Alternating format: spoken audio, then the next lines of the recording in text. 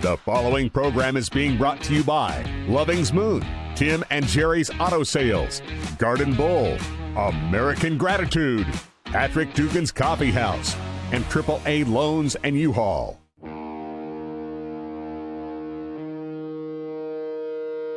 Two guys who had no business being in radio decided to start their own podcast, and now they just won't shut up. Hey! A Power Surge media production.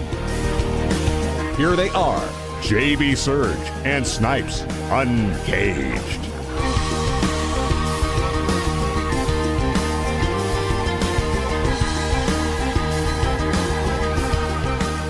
That's right, it is Uncaged, episode number 36. We're finally back. We are. We are back. Yeah. Can you believe it? Yeah. I can't even hear myself. That's how much we're back. Uh-oh. Yeah. You can't hear yourself? All of a sudden, it's just... Yeah, there we go. Well, there, is that right? No? Yeah, no, it was there for a second, but that's all right. Can now? No? Oh, yeah. Now I can. Now you can? Yeah. That's weird, because the plug-in is now halfway out. I know. That's weird, isn't it? This board is something else. Anyways... Nonetheless, it is Uncaged episode number 36. Thanks for joining us wherever and however and whenever you may be listening. I'm JB Surge. Joining me is a guy who can't tell the difference between a compression sleeve and a leg warmer, Snipes. Yeah, it does look like a leg warmer. That's an 80s leg warmer. That's what it is. You're wearing a lady's leg warmer from the 1980s. It's a compression sleeve for your leg. Those of you that don't know, I've been having some problems with a sciatic nerve of my right leg. I took it off, though. I mean, it felt okay. I had it worked on by a local chiropractor here in Garden. And, well, shout out to Dr. Harris. He does some pretty good job. So if you ever in Garden City and you need some chiropractic work, $40 without insurance, go see Dr. John Harris Chiropractic and Acupuncture. It's almost like, well, right. We'll just Campus and bring in a chicken and some bananas, and we'll do a trade. Well, yeah. $40. Goat's milk. Goat's milk and chickens, chicken eggs, and the finest of cows and cow meat. I don't know, but yeah, shout out to him for sure. Well, do we eat anything other than cow meat? Well, pig meat, I guess. Well, when you're in Western Kansas, you don't eat anything more than any other thing than cow meat. Yeah, it's just unless you're not a meatitarian like us. That's right. Yeah, if you're one of those other wackos. Reminds me of my days at Pizza Hut when we released the vegetarian pizza, the organic pizza. It was the sounds wrong. It was called the Beyond Pizza, and it was called Beyond Disgusting. It was it was beyond disgusting. But yeah, no, we had that, and it was Beyond. It was our Beyond Italian sausage, which tasted like ground chuck and mulch and pencil shavings. It was disgusting, but. Oh, it's disgusting! Like I felt the roof of my mouth being cut as I was eating it. Like that's how bad it was. So. But yeah, no, it was bad. Speaking of bad meats, I saw a post of a friend of mine made on Facebook that said, "What goes well with meatloaf?" And she said a trash can. Oh no! So, what's wrong with her? Meatloaf. It's disgusting, awful. I mean, what? It's a meat cake with ketchup icing. Like disgusting, absolutely disgusting. Really, you don't like it? Ground chuck. It's made of both ground chuck and disappointment. That's what it's made of. I don't like that little ketchup icing thing. Disgusting. I'd rather maybe a Heinz 57 or A1 or a barbecue sauce, like Sweet Baby Ray's or something like that. Yeah, but still, no. It's you're not a meatloaf kind of guy. I don't like meat cake. Okay, right. Cake should come in many forms except Some in beef meat. Salvery gravy or something like that could be good. Many things in cake form are good except meat. I don't like meat cake. That's meat cake with ketchup icing. Disgusting thing. I don't know. Well, that was people. Good. Anyways, yeah, that's my rant for the day. But anyways, those of you listening can obviously hear that it's a lot quieter than normal. Well, we're back in our own home studio where we started over a year ago. And so it's we kind of come full circle that we're restarting the podcast or restarting our regular episodes. We're going to start regularly uploading now since the Garden City Wind season is over. By the way, Garden City Wind, hell of a season, being Mountain North Division champions and coming within a game, a few innings, in fact, of going on to the Pecos League Championship. Yeah. So. Mm-hmm. So, yeah, but... the last game I rooted for Roswell to beat Garden City because of... old Lance and Julie and Fleck. Fleckenstein, our adopted son, Jonathan, who was with the Garden City Wind 2 years ago. He's now with Roswell, and so he came in and pitched, and we enjoyed that. So I rooted for Roswell. Now, right now, they're in the championship game against... well, they're not right now, but, I mean... They have finished two games of the championship series against Tucson Cigarros, and right now that's a saguaro, by the way. Saguaro. That's a kind of cactus, not a cigarro like a cigar, like a Cuban cigar. Yeah, yeah. No, it's saguaro. So they're 1-1. So tonight is the actual championship game, basically, if you think about it, because the winner of tonight's game will be crowned Pecos League champions. That's right. Yeah, it'll be Pecos League championship game literally tonight.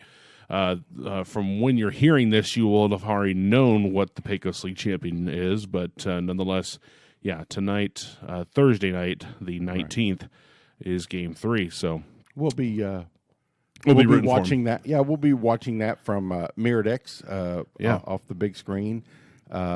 Being in Tucson, it's 2 hours ahead of us, right? And so it ends up being a very late night by the time the game's over. Well, the game last night was well after 12:30. I want to say, in the when morning. The game was over. 12:30 in the morning, our time. Yeah, 10:30 local time in Tucson, or Tucson is. And you mentioned yesterday that the Royals had swept the Astros. I thought it was a 3-game series. It's a 4. Apparently, it was a 4, and they lost in extra innings today. So that was. But Nicky Lopez got his first home run of the year. Cool, 2-run homer.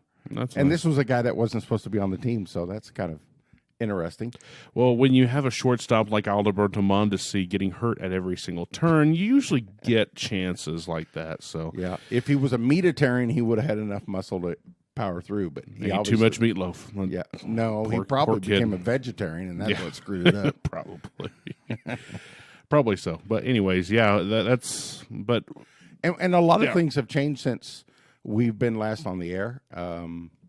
You have moved on from the pizza and the baseball thing, and now pizza was a long time ago. By the way, those of you that didn't know, I probably gave it away some time ago. I did work at Pizza Hut. That's the restaurant that I was working at. So if you go back to episode 22, you can hear my criticisms against Pizza Hut.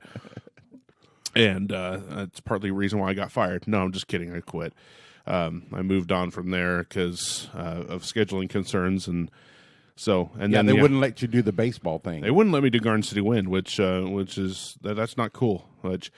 Which is funny because now I'm done with the Garden City Wind. I stepped down from my position as a PA announcer. So if you're listening and you feel like you have what it takes to become the team's PA announcer for next year, statistician and scoreboard operator and DJ. So if you can do all that, all of it. Yeah, because that's what you did. It's going to take 3 people to do what you did. So at least 2. Yeah, and then you also did some color on the radio along with all that. So it was kind of. I don't know how I decided to do radio for the company that I used to work for, that shall remain nameless, that I used to work for. I don't know why I still decided to do color for them. You enjoy baseball. I do enjoy baseball. I do enjoy calling baseball on the radio, but that was the only way I was going to get there. And somehow the on-air talent decided to go ahead and let me on, and did. So and it was quite interesting.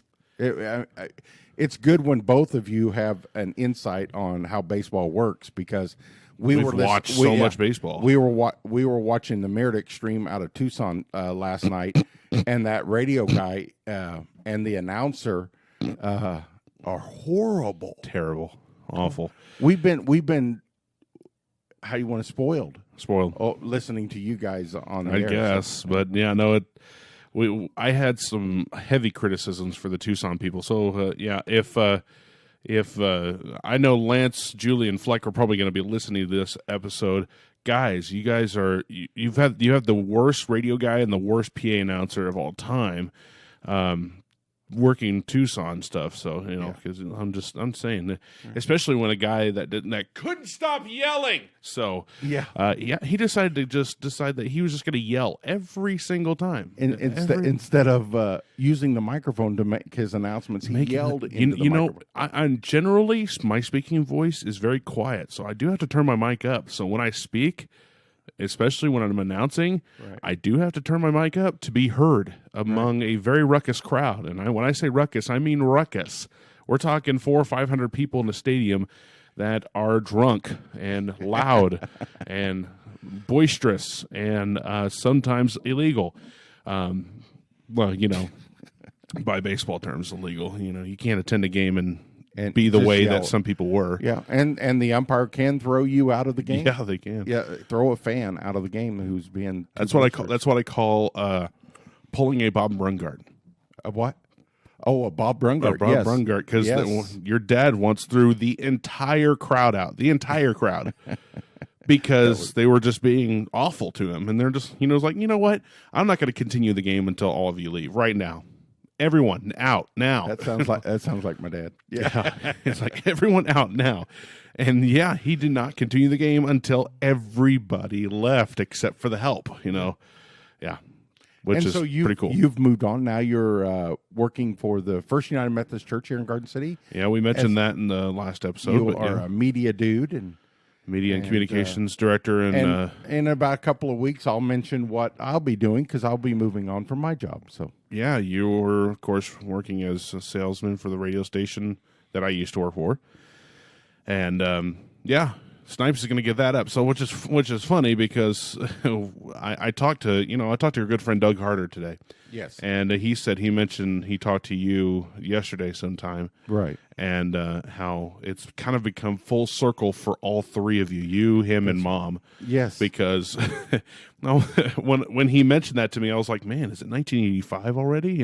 Or so it's funny how you're now working the jobs that you were working 30 some years ago at this time. So I'm going to be going back to that, and Mom is going to be working for the company that she started out with when we met, and then Doug now is working back in radio sales. Where he started. He said that was his first job out of college, fresh out of college, was radio sales. I'm like, and he's come full circle from being an IT guy, computer repairman, owning a coffee shop, which he still does, own a coffee. Of course, Patrick Dugan's Coffee House, one of our sponsors, is Doug Harder is the owner of that, and he still owns it. But he dips into radio sales whenever he decides to. So, that is his main job, but nonetheless, episode 36. We are deep into this one. Our main topic today, we were going to talk about Chiefs training camp or preseason. Kind of give an overall feeling about this season. Of course, Patrick Mahomes had mentioned that he is likely to be kept up most nights because of the Super Bowl loss, and the entire team is kind of playing as that as a chip on their shoulder, ready to get back to the big games. So, which is good. You don't want a team that's worn out, that's going to get worn out for going. So, and a whole new offensive line now. So I mentioned to you that one time I watched that video about NFL free agency by Tom Grossi, and he says, he had gone through each and every team's, typical fan reactions of every NFL team in the free agency, and he got to Kansas City, and he said, Patrick Mahomes will never get sacked again. Yeah. Wow, that's a bold statement. That's a bold statement. Yeah. Well, I mean, you got guys like Joe Tooney, Kyle Long, who's hurt right now, Orlando Brown. Yeah, he just had surgery. Long did. So. Laurent Duvernay-Tardif. And he just got hurt. His hand. Austin Blythe. Creed Humphrey. Those are guys that are going to just turn this offensive line around. So I am very excited to see what that offensive line can do for Kansas City in this upcoming season.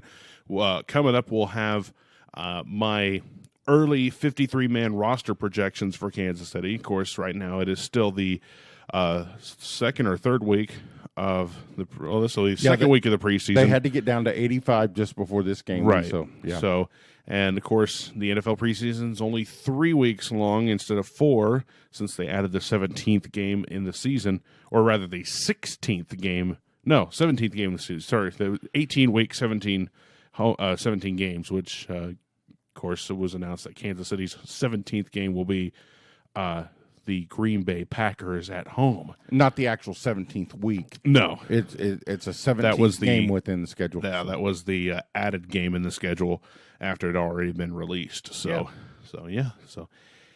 17 weeks in this preseason so far. In this preseason, we've seen guys like Byron Pringle step up, which we both had a question mark on who's going to be the number 2 guy. Sammy Watkins officially left for Baltimore in the offseason. So you got Tyreek Hill. Now, who's your number 2 guy? Is it McCall Hardman? Is it Demarcus Robinson? Is it Byron Pringle? Yes. Is it going to be the rookie, Cornell Powell? Marcus Kemp is still there. Marcus Kemp. Gary Dieter is still there. Mm-hmm. It's crazy to think who is going to be your number 2 guy, because all those guys I just listed were number 3s and 4s for a while, for a long time. Right. And then, but the one I've noticed over the years, not just this preseason, but over the years, that seems to hang on to the ball no matter what is Byron Pringle. He seems a very good possession receiver. I think he's worked the hardest. Yeah, I think he's worked the hardest to keep a spot on the team. He's been on the practice squad a couple times. He actually earned a spot over the past couple of years on the 53-man roster, and it'd be interesting to see him actually get that number 2 spot. So right now on the depth chart, he does not hold the number 2 spot. It is McCall Hardman, which understandably so. Right, because they used a draft pick on that guy. Right. So understandably so, it'll be McCall Hardman. Right.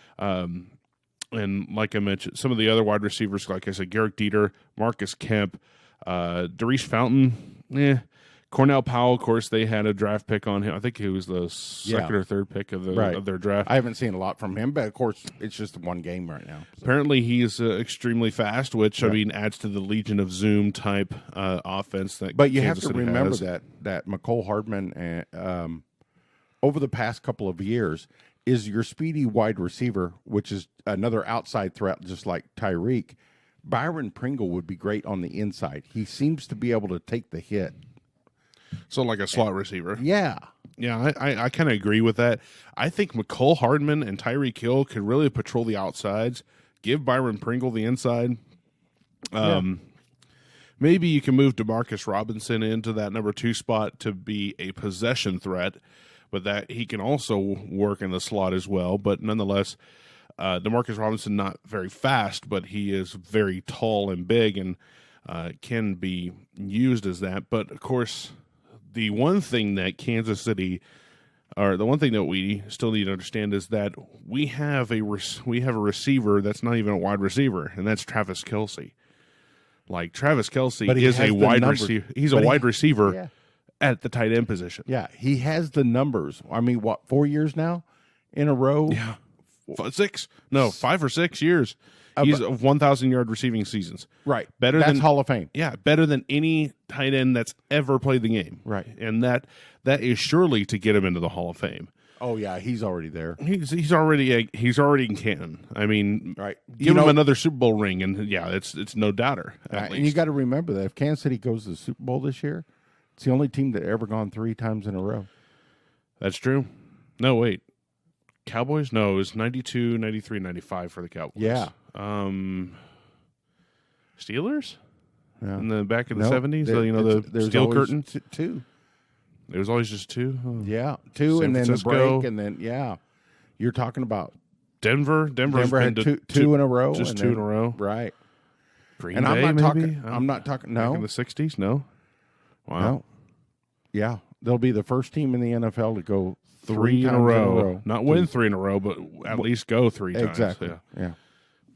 But to win 2 out of those 3, that'd be pretty insane. I mean, it's nonetheless so. But they completed the win against San Francisco last week, 19-16. We saw With a quarterback sneak yeah, at the end of the game. yeah. There you go. Chad Henne played well. Shane Buechele, I need to see more out of him. Right. I would love to see SMU product.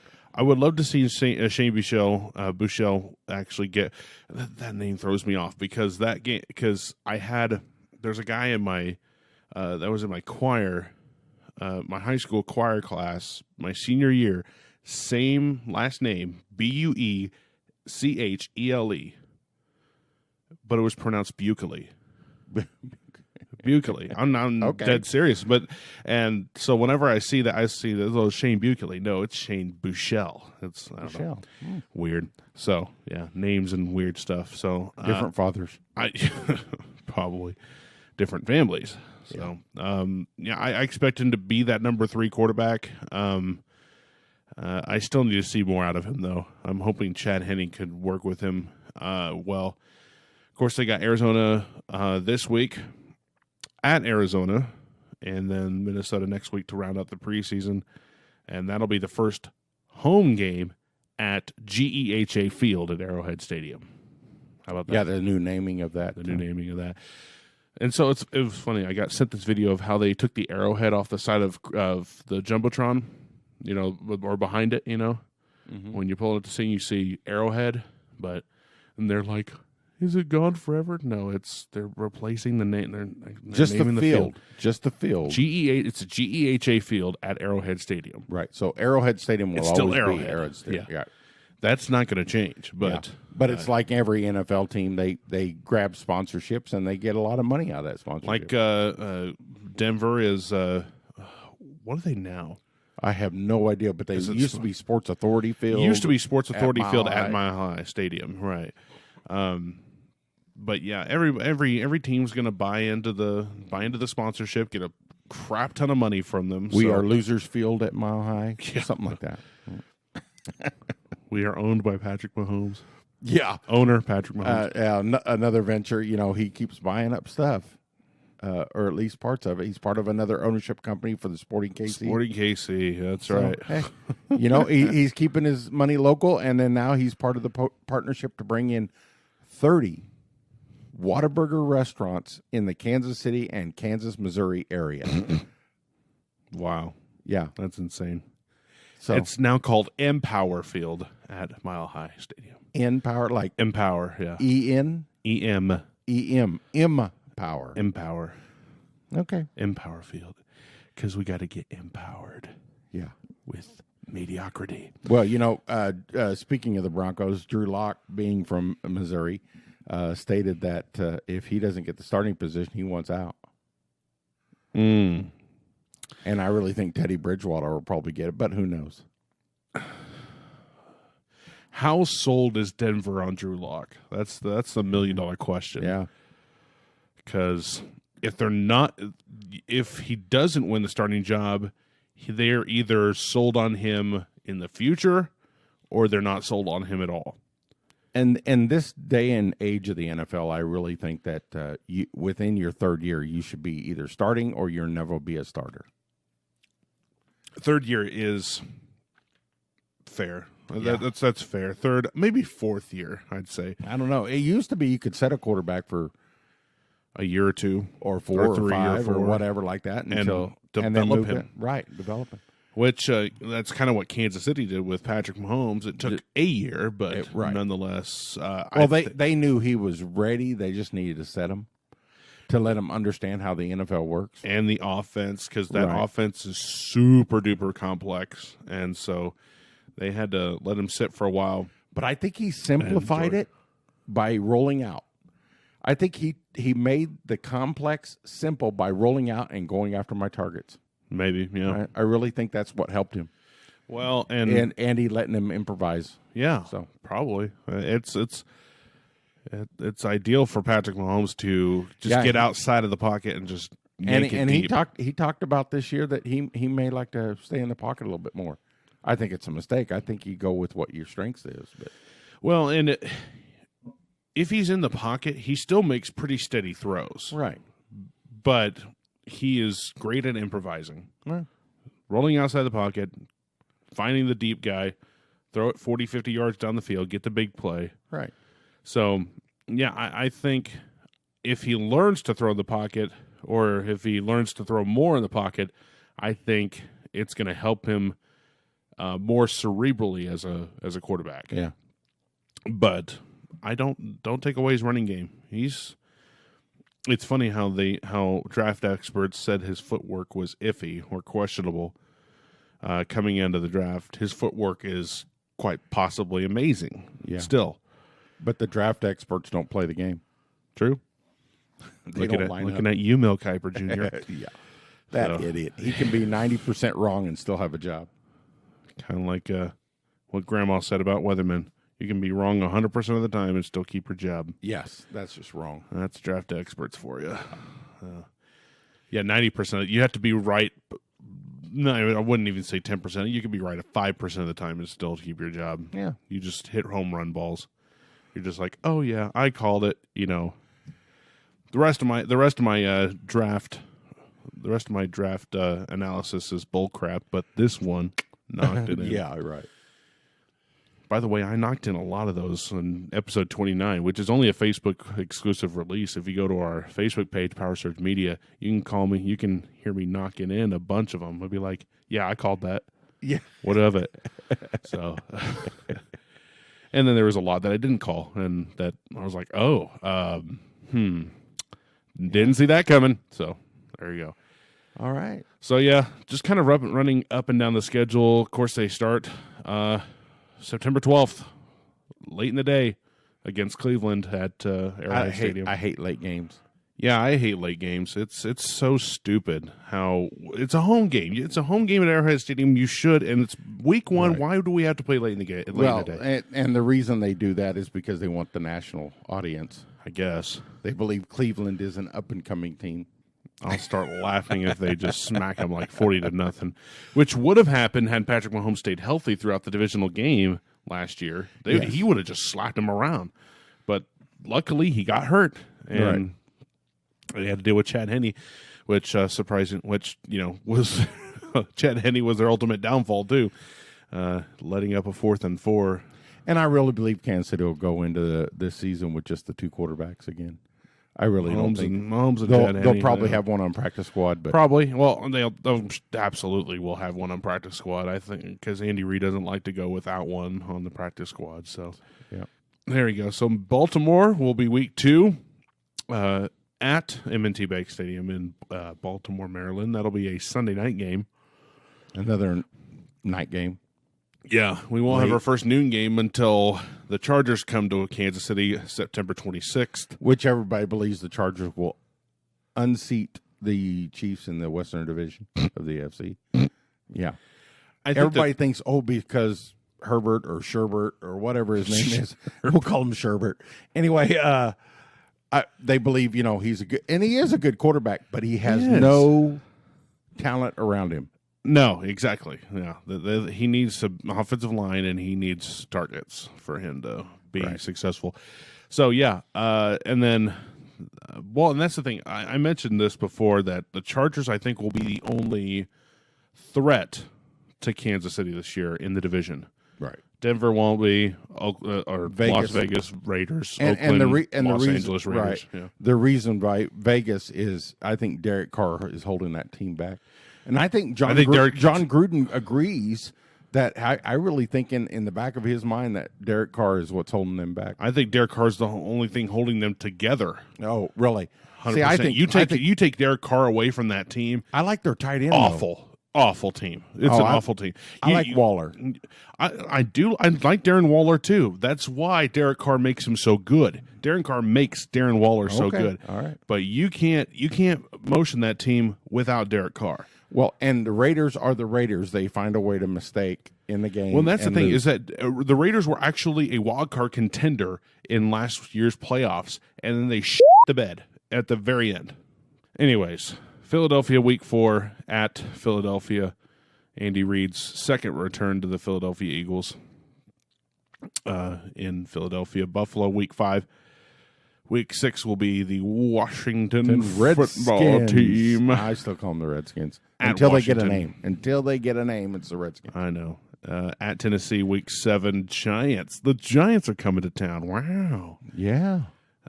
So that'll be a Monday night game. We're by the playing way. the Eastern Division of the NFC. The Eastern Division. We play the NFC East. The Packers, Week 9, at home. That's, of course, the added game. That'll be in the later time as well. Another late game at Arrowhead Stadium. Sunday night game against the Vegas Raiders, Week 10 at Las Vegas. Mm-hmm. The game I'm going to, the Dallas Cowboys. Dallas Cowboys, Week 11. Taking our granddaughter to a game to watch her team lose to the Chiefs. Watch our team lose.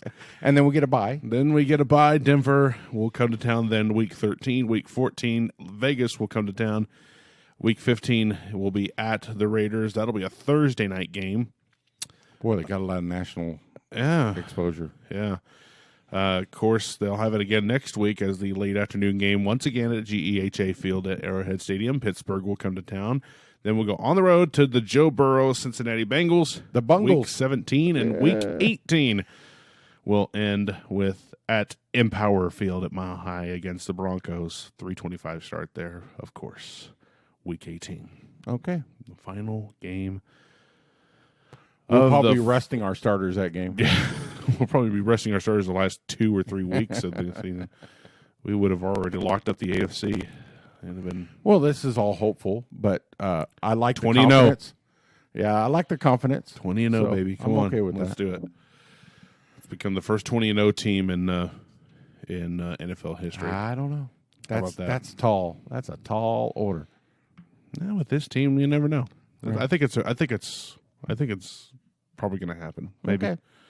if any team is going to go 20 and 0, it's the Chiefs. I don't think any other team is going to do that. Could they go 23 and 0? No, because the 20 and 0 is No, I'm the counting end, the is I'm that- counting the preseason. No, You think they'll lose in the preseason? You don't count the preseason. I know, but do you think they'll lose in the preseason? I don't know. Depends on how shitty our second or third. So we got stars. Arizona, Yeah, and we're going to play our starters the whole first half. Cliff Kingsbury said that the Arizona wouldn't be doing that. And then we got to turn around. We come home and we play Minnesota Vikings, and then it's like 2 weeks off before we start the season. yeah. I don't like that. I don't either. That little break there. That just, I guess, if Labor there's Day. good, if there's good college football on, then that's all right. But I think college football is starting late. I think it's Labor Day weekend. No, Labor Day weekend is wait. We don't have any NFL during Labor Day No, weekend. yeah, no, it's So that's why I'm guessing college football will start around then. I hope, but I heard they're going to start around the. well. The final Cool. game is next Friday, the 27th, and then they're off. That, of course, that week, the 30th, and then they're off Labor Day weekend, and that would be. Then it Week. would technically Yep. be 2 weeks when you think about it. Yeah. Yeah. 2 Yeah. weeks and some days till they play, and I don't. Yeah, I don't like that either. I don't like that break. It's gonna be a long time to. And then Get that on. let me look here to college football here and see when they're supposed to start. Yeah, I some want of to say these it's the last. No, I top want to say it's the- 25 isn't until September. Oh boy, let me go all football. all football. Yeah, 8/28. That'll be the Saturday after the final preseason game for Kansas Okay, City. Nebraska and Illinois are playing. Yeah, there's a whole bunch of teams playing. Not the top 25 in there. And it looks like into the first weekend of September, there's going to be some college football. I go to the top 25, and it looks like, the first weekend of September, 9-2, 9-3, and 9-4. Is college football. So at least we got some It's that college weekend. football. Yeah, we got some football going on that weekend. So Duh, because it wouldn't be football season without college football. That usually coincides with the last week of the preseason And or since the week we after. follow the Big 12, we don't follow the Big 12. Yeah, we What are you do. talking about? Yeah, I don't follow the Big 12. or the Big 4, 6, yeah, 7.5. Looks like Kansas is playing South Dakota on the 3rd of September. They'll lose. Oklahoma the 4th. They'll lose. K-State the 4th. And they'll lose. To Stanford. Probably. Yeah. West Virginia. Yeah, everything's on the 4th. So at least we have football that weekend. So. Whoop-de-freaking do.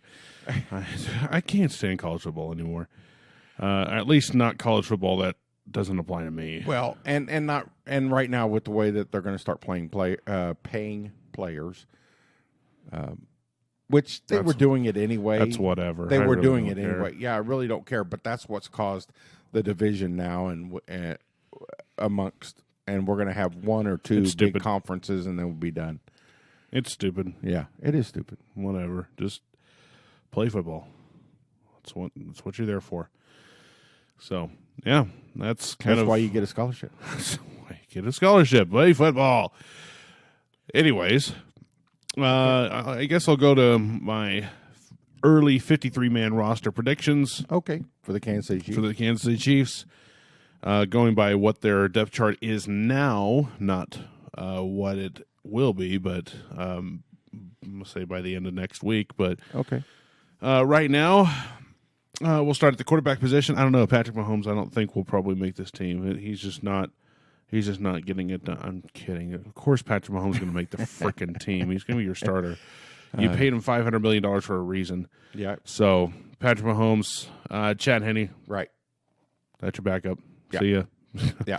Maybe Shane Buechele. If he's not going to be a third stringer, he'll going to be the practice squad. On the practice squad. Anthony Gordon, vice versa. If Shane Buechele is going to be a third stringer, but he's we're gonna working be on this 53. Yeah. Then that means Anthony Gordon will be in the practice squad. So Anthony Gordon either makes the practice squad or does not make the team at all. Right. Running back, I think the only two people that may keep their jobs is Clyde Edwards-Helaire and Darrell Williams. I agree. I think the rest of them are going to have to fight for that third spot. If they keep 4 running backs, which they typically do, maybe, no, I don't know. And I think one's going to be a fullback. Well, because Clyde, it was Clyde and Darrell, right? And you had Darwin and then Elijah McGuire. I think McGuire is hurt right now. Which he was, yeah. I kind of like him. I really think Darwin Thompson does not make this team. I think Darwin Thompson does, in fact, get cut. Yeah. Darwin, Elijah may be on the practice squad, but if they're going to keep a third, I think it's going to be Jerick McKinnon. Is going to be the is going to be the breakout running back from the Bengals, Vikings, whatever. He's played for a lot of teams already, but he's a good running back coming out of college. Still very young. He's still got a lot in the tank. So I say Jerick McKinnon probably makes the team. And if they keep a fourth, it'll be Darwin Thompson, Elijah McGuire going back to the practice squad. Yeah. Michael Burton is the only listed fullback. They'll probably use him, right? Because Andy Reid likes to use fullbacks in this offense. Or if they decide to use somebody else in maybe a backup tight end, it's probably going to be Noah Gray. Otherwise, you don't think Folston or Jody Fortson, maybe? Yeah, I don't know. What do I know? I'm an armchair NFL fan, which apparently doesn't go very far these days. Wide receiver. You're kind of equal to Mel Kiper. That's about right. No, I probably got a little bit more sense than Mel Kiper. Wide receiver, obviously Tyreek Hill, McCole Hardman, DeMarcus Robinson, Byron Pringle. Those are pretty much your 4. I think those are your big 4. Those are the people going to make the team. Marcus Kemp could make them as a 5th. So can Garrett Dieter. And I think Garrett Dieter either goes to the practice squad or is gone. I think you're right. I think the same can go for Marcus Kemp. I think he may even be released outright. Right. I want to see Cornell Powell break out, though. I want to see that kid go because I've heard nothing but good things of him coming out of college, and I want to see him just completely just go nuts. Yeah. So I want to see him play, and make some good plays here on the offense. So I want Cordell Powell to be that fifth man if it's not Marcus Kemp or Gary Dieter. Right. Tight end position. You know what? I think I'm really hardcore on Jody Fortson as being the starting tight end. Really hardcore. Over Travis Kelce? Yeah, over 6 straight 1,000-yard seasons is Travis Kelce. Yeah. Of course not. No, it's Travis. Travis here, starting tight end. Blake Bell, probably your backup. You think so? And Noah Gray is Coming your back, third. Yeah. Of course, Andy Reid did carry 3 tight ends last year in Travis Kelce. What was that other guy's name? Well, and Travis was all about. And then, of course, there was Nick Keiser. Right. But And Travis was all about, let's do a 4 or 5 tight end set. He was all about that. if that's the case, then they may keep Jody Fortson. Yeah. Otherwise, he's on the practice I doubt squad they could or do a off 4 and 5 or tight cut. end set. No, it's not going to be good. Because Let's put 22 guys on the field. just on offense. Just on offense. There you go. Offensive line right now, starters are Orlando Brown, Joe Thuney, Creed Humphrey, Trey Smith, and Lucas Niang, which I would think Creed Humphrey's going to get the start at center. I think he's going to get the start over Austin Blythe, but I think Austin can play both guards as well. Okay. So I think it's going to be Orlando Brown, Joe Thuney, Creed Humphrey. I'm going to say Austin Blythe at right guard instead of Trey Smith if it's not Laurent Duvernay-Tardif. Yeah, and that's a question mark because of his hand. He is the doctor. He can decide what's wrong with his hand. He can decide. He's already diagnosed himself. Right tackle is either between Lucas Niang or Andrew Wiley. It depends on how much. Lucas is technically a rookie. Yeah, kind of. Yeah, he's because he didn't get a snap at all last year. Yeah, but by NFL specifications, he's not a rookie. But right. he is. I think if they like what they see, I want to see Lucas Niang be the starting right tackle, but we'll see. Once again, we'll see. As long as it's not Mike Remmers. Ugh. Mike freaking Remmers, man. Or Nick Allegretti. Brian Witzman, Darrell Williams, they're all suitable guards that could fill out that right guard position if it's not the Canadian doctor. So well, and once you get Orlando Brown in there and Creed Humphrey, I think you already upgrade from last year. Well, and Joe Thuney. Yeah, I mean, Thuney, right, man. Just see ya. Yeah, that's I'm going to say Orlando Brown, Joe Thuney, Creed Humphrey. I'm going to say Austin Blythe at right guard, and let's try Lucas Niang at right tackle. Yeah. We'll see what happens there. That's your offense.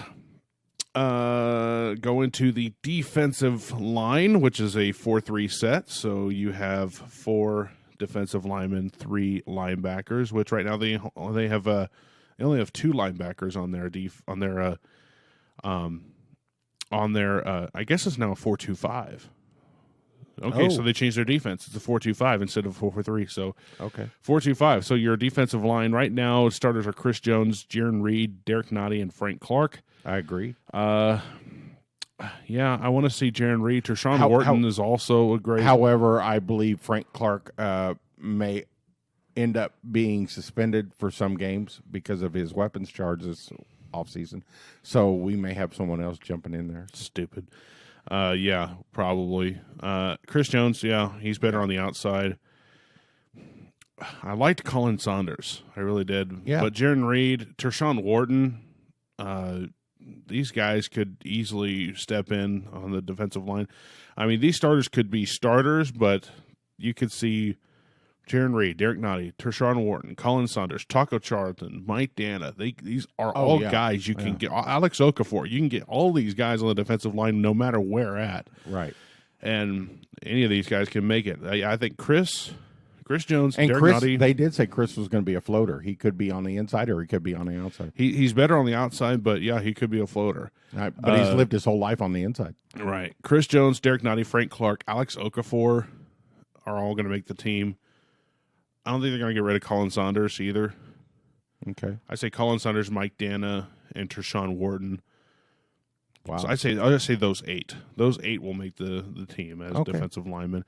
Taco Charlton's going to have to earn his place, though. He's been kind of underwhelming ever since he came onto the team. And so has Willie Gray.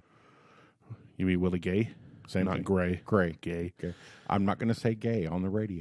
This is not radio. I'm not going to say gay. 36 episodes and On you the keep podcast. saying radio. Jeez. Or on the air. There's no air that we're on. Well, technically we're on the air. No, not really. If you plug in your phone through your car, it's airtime. No.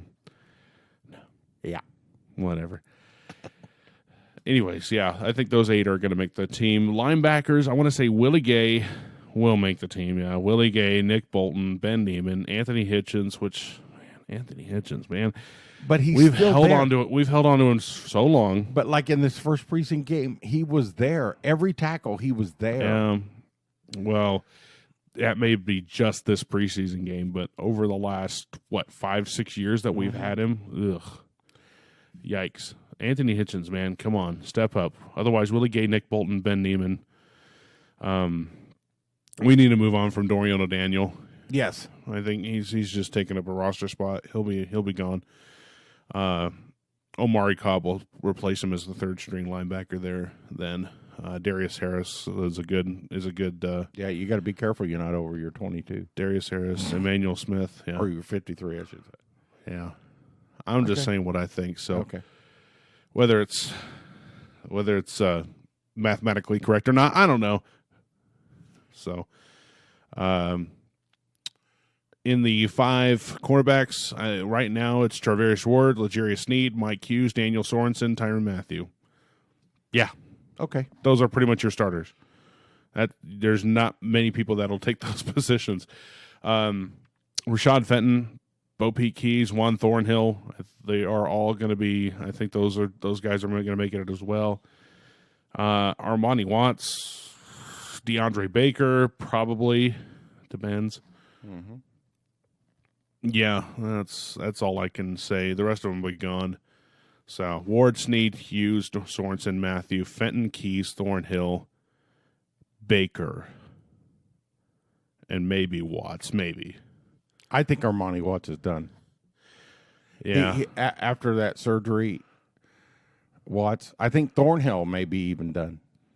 Maybe. Who He knows? has. He doesn't look strong since that knee. Well, he's been injury prone since that knee injury his rookie season. So, which is unfortunate because he potential. He showed a lot of potential out of the gate. Well, and of course your special teams remains. Tommy Townsend, your punter; Harrison Bucker, your kicker; James Winchester, your long snapper.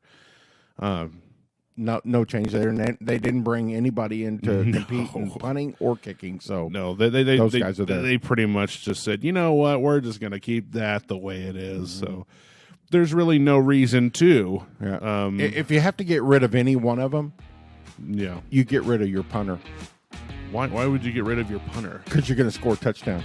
Oh. See, you don't need your punter if you're going to score touchdowns. That's right. See? Touchdowns and field goals. Touchdowns or field goals. That's right. You need Harrison Bucker. You need the butt kicker for Right. sure. So, There you go. but anyways, that'll do it for us here on Uncaged episode 36. Kind of getting back into the swing of things. A little rough, but nonetheless, we'll get back into it. Maybe talk some bowling next week. Oh, okay.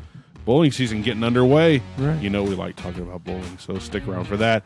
But until next week, we'll see you. Bye. Thanks for listening to Uncaged. Tune in next week for more. This has been brought to you by Loving's Moon, Tim and Jerry's Auto Sales, Garden Bowl, American Gratitude, Patrick Dugan's Coffee House, and AAA Loans and U-Haul.